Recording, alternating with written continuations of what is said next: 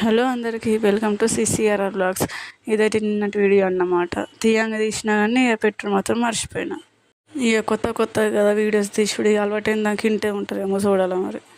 నిన్న నాగుల పంచమి ఇంట్లో పూజ చేసుకొని దేవుళ్ళకి నైవేద్యం పెట్టి పుట్ట దగ్గరికి అయితే స్టార్ట్ అయినాం.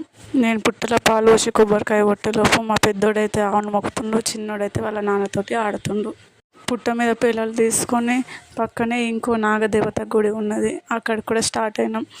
అక్కడ కూడా దర్శనం చేసుకొని ఇంటికైతే వచ్చేసినాం.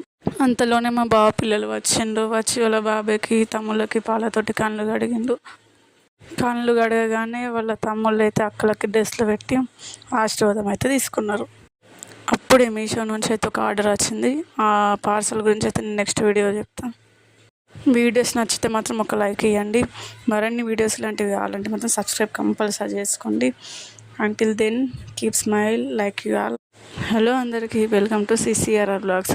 ఇదైతే నిన్నటి వీడియో అన్నమాట. తీయంగా తీసినా కానీ పెట్టుడు మాత్రం మర్చిపోయినా. ఇక కొత్త కదా వీడియోస్ తీసుడు అలవాటైన దానికి ఇంటే ఉంటారేమో చూడాలి మరి. నిన్న నాగుల పంచమి ఇంట్లో పూజ చేసుకొని దేవుళ్ళకి నైవేద్యం పెట్టి పుట్ట దగ్గరికి అయితే స్టార్ట్ అయినాం. నేను పుట్టలో పాలు పోసి కొబ్బరికాయ కొట్టేలోపు మా పెద్దోడైతే ఆవును మొక్కుతుండు, చిన్నోడైతే వాళ్ళ నాన్నతోటి ఆడుతుండు. పుట్ట మీద పిల్లలు తీసుకొని పక్కనే ఇంకో నాగదేవత గుడి ఉన్నది, అక్కడికి కూడా స్టార్ట్ అయినాం. అక్కడ కూడా దర్శనం చేసుకొని ఇంటికైతే వచ్చేసినాం. అంతలోనే మా బావ పిల్లలు వచ్చి వాళ్ళ బాబాయ్కి తమ్ముళ్ళకి పాలతోటి కళ్ళు కడిగిండు.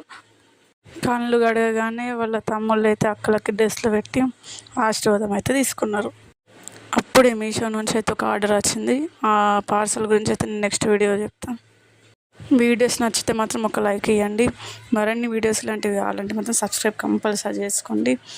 Until then keep smile like you all.